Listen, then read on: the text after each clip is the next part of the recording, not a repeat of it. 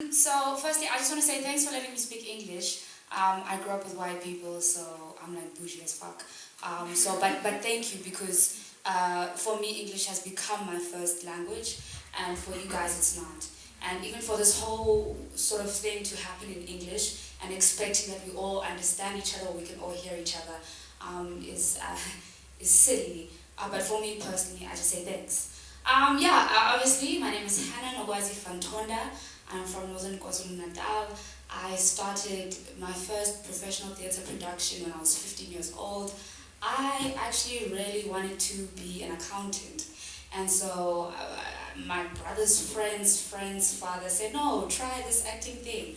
And where I come from in KZN, small town.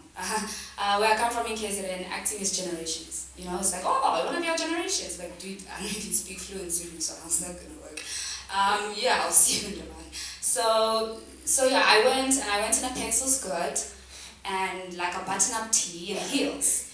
And when I got there, the director was like, are you lost? I said, no, I'm here for the audition. She said, the acting audition. I said, yes, the acting audition. And she looked at me, she said, do you have a change of clothes? And I said, no, it's an audition, it's an interview. This is what you do. And long story short, I landed up being the lead character in that play. It was Papa, which runs in openings. It was, I think, their first or second year running, like ever.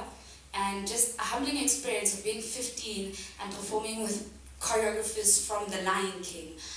Performing with people in their 30s and me being 15 and my director saying, what's wrong with you? Why can't you get it? I'm like, I know PE. And I think that's what I want to speak about is being the 2-minute noodle generation. There's one thing that I've noticed is the more we look up to people, the more they enjoy that view. Yeah. And what happens is when we're always looking up, that's how we get stuck. And they're always looking down, and that's how they get stuck. Yeah. Also, I just like to speak about the emerging artist syndrome, especially as Black academics, Black scholars, Black artists, Black people. We are forever emerging. We never become.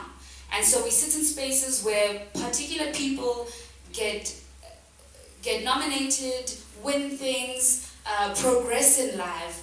However, they are still stigmatized to be emerging artists. So there's one thing that's really bugged me in the past 2 years, and it's the fact that the Standard Bank Young Artist Award winners are always Black men and women in their 30s. And I always ask, do I have to become 30 for me to finally be a young, emerging artist? And then I realized, actually, no. But also, there is no age or time limit to where you're going to get to the top or where you're going to get to the bottom. Because really, what is the top and what is the bottom? It's even worse when we look at things, we actually see the world upside down. And then the mind has to fix everything to the right way around. So really, we don't actually really know where we're from. And I'm really trying to avoid, philosophical issues or whatever like that. But also just being realistic, yeah? I started in the beginning of this year, and I was like, fuck, what am I going to do? I'm one of the few lucky, privileged Black females to be able to have studied theatre performance studies for 4 years underneath a hectic Wits regime that has continued to tell me that I'm not Black enough, I'm not woman enough, I'm not artist enough, I'm not classy enough, I'm not traditional enough, I'm not enough. I'm cute, I'm small, I have a big forehead, I speak too much, my lips are always dry, even in the summer. Pray for me, guys. And then just realizing that actually, as much as it's about the paper and as much as it's about the degree, sometimes it's not. And then on the other hand, as much as it's about the exposure, the work, the experience, sometimes it's not.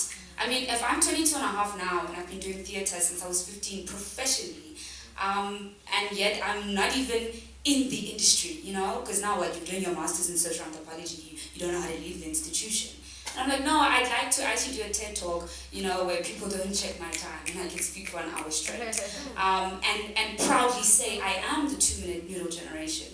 But just like being the 2-minute noodle generation, it's always never enough, and it's not substance. And I'm not saying let us disrespect our elders. We have so much to learn from them. And we have so much to learn from their mistakes as well. Because when we learn from mistakes, we then don't have to make those mistakes. In closing, fuck it up.